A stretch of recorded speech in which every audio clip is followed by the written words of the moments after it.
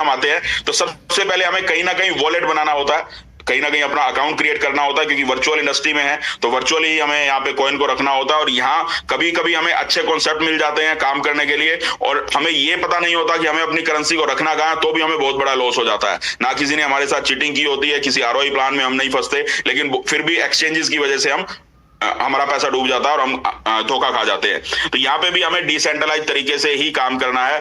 दो तरह की एक्सचेंज और वॉलेट होते हैं, एक डिसेंट्रलाइज होते हैं, एक सेंट्रलाइज होते हैं, चाहे वो वॉलेट हो चाहे वो एक्सचेंज हो। सेंट्रलाइज वॉलेट या एक्सचेंज वो होते हैं जिसमें आप अपनी करेंसी को रखते हैं, तो पूरी करेंसी का कंट्रोल उस एक्सचेंज या उस वॉलेट के ओनर के पास चला जाता है। वो अपनी मर्जी से कभी भी उसको विड्रॉ भी कर सकता है, कभी भी उसको यूज कर सकता है, आपका कोई कंट्रोल नहीं होता।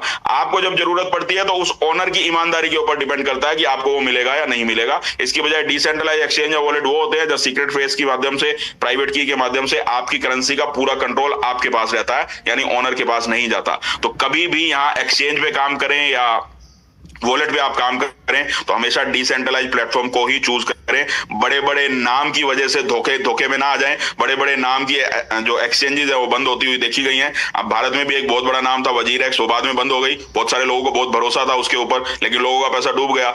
और इससे भी बड़ा नाम था एफटीएक्स, बाइनेंस के बाद दूसरा सबसे बड़ा नाम लिया जाता था इसको, वो भी सेंट्रलाइज एक्सचेंज थी, और 16 अरब रुपए एक दिन के अंदर उसमें डूब गए, क्योंकि सेंट्रलाइज एक्सचेंज थी। सोशल मीडिया पे एडवर्टाइजमेंट के माध्यम से लोगों ने खूब अकाउंट बनाए, उसके ऊपर ट्रस्ट कर लिया, लेकिन किसी को ये पता नहीं था कि डिसेंट्रलाइज क्या होता है, सेंट्रलाइज क्या होता है। बस एक दूसरे के प्रमोट करने के चक्कर में अंधविश्वास करते हुए और उसके ऊपर अकाउंट बनाए, और उस महानुभाव ने, उस ओनर ने, बैंकमैन फ्राइड शायद उसका नाम था, आया और उसने उसी सोशल मीडिया पे जहां एडवर्टाइजमेंट की थी आगे बोला कि आज से मैं अपने आप को दिवालिया घोषित करता हूं, क्योंकि कस्टडी उसके पास थी सबकी करेंसी की। तो उसने सारा पैसा चाहे जुए में उड़ाया हो, चाहे अय्याशी में उड़ाया हो, या बिजनेस में कहीं लॉस किया हो, लोगों के पैसे को उसने डुबा दिया, लोगों का पैसा नुकसान हो गया। 16 अरब रुपए लोगों के डूब गए।